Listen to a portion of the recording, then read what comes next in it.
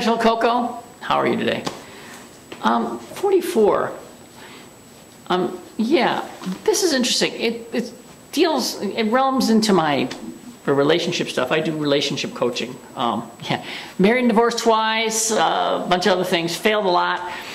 After my second divorce, what am I doing wrong? What am I doing wrong? I figured out it was me, because the only variable, there's lots and lots of variables, but the only constant in all of my equations was me.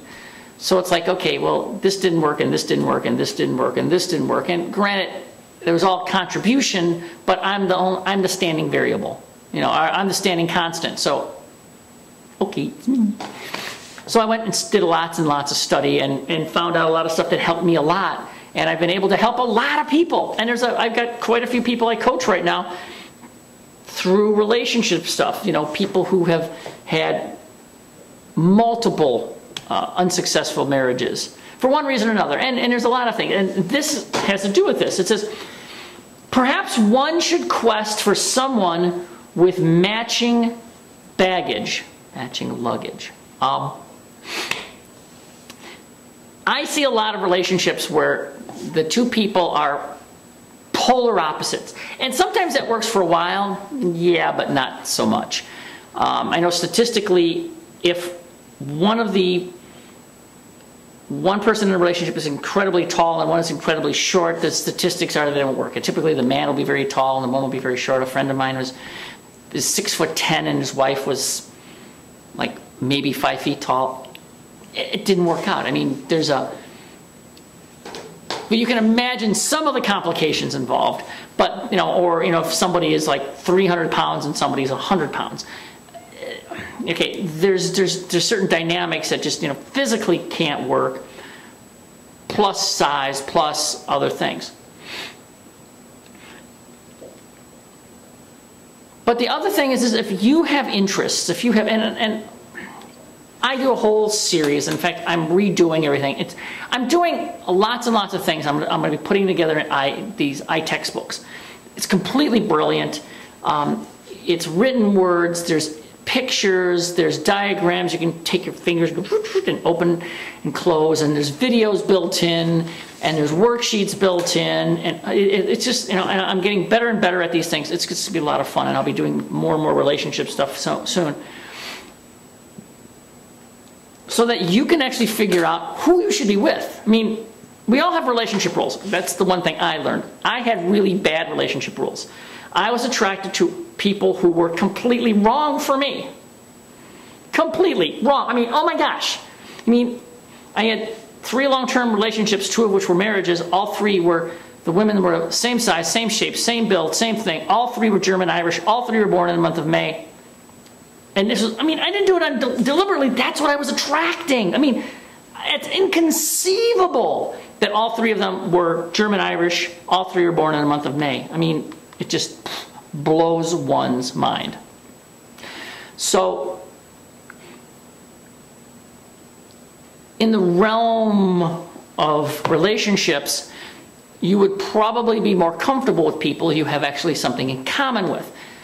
Not polar opposites. Polar opposites are, like I said, gives you some dynamic for a while, but it doesn't give you long-term. If you want a short-term relationship, positively, absolutely, somebody who's opposite from you, because it'll be passionate, it'll be unimaginable, but all of a sudden it's like at some point you look at each other and say, okay, that's all. What else is there? A very good friend of mine is very much like me, very social, can walk into a room and do the room. Walk up to complete strangers. I mean, I go to an event that I can walk in and know nobody, and by the time I leave, I know 15, 20, 30, 50 people. It doesn't matter. I will know these people. I will talk to them. We'll smile. We'll laugh. We'll joke. I know people. Okay, she is pretty much like that as well, but her husband thought he could do that, but he couldn't.